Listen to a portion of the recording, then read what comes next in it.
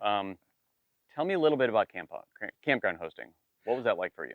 I really enjoyed campground hosting. I did it for 4 years, though my last year was cut short. I had an injury on the job, so it was cut very short. But I really enjoyed it. I enjoyed the people I dealt with.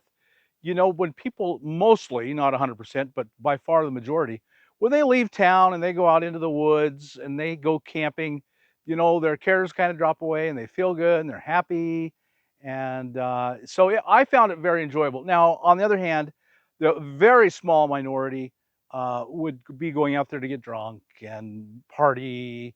But I was tended to be much further away, be back into the deeper country, and people were there for a purpose. In Colorado, I was right below the tallest mountain in Colorado. So they were there to climb that mountain. They came there with a purpose, a goal, and a plan. They weren't here to party or get drunk. They were going to climb that mountain. Or when I was in California in the Sierras, people were there a lot to fish. So they got there, and the first thing they wanted to know from me was, "Hey, do you know any got any fishing holes around here you want to tell me about?" So it was an excellent experience. I can't tell you how many times people invited me over for dinner, and how many times people said, "You got the best job in the world," and I always said, "Well, you can have it too." So I always threw that in there. But yeah, I really enjoyed it. And uh, cleaning the toilet is no fun. I did not enjoy it, and that's part of the job. It's a big part of the job. But for the most part, it was work. But for the most part, I really enjoyed the people a lot. I was almost sad after my injury. I would had to have gotten permission to go back to work. The doctor said I couldn't work.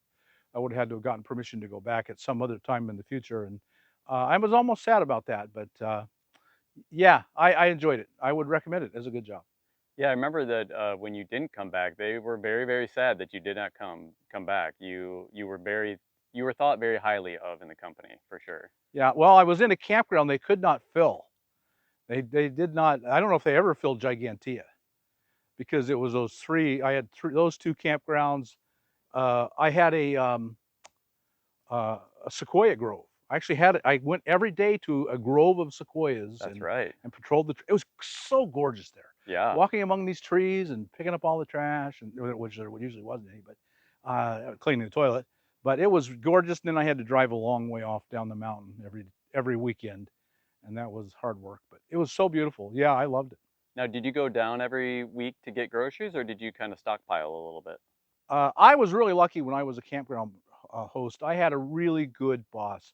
It was a couple, Clayton and Joan, Hmm. and they took good care of me. And every Monday, they took money down to the bank, and it was a good hour and a half drive to the big town, Fresno.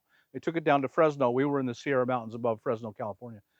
And so they went down and they were so kind, they would grocery shop for me. I would write them a list. I was careful never to take advantage. I mean, I didn't write big elaborate lists or anything, but a few things that I wanted. And so they would, I'd write a list and give them the money, and every weekend they'd come back and with my grocery shopping. So that worked really well, Yeah. and that made the job a lot better.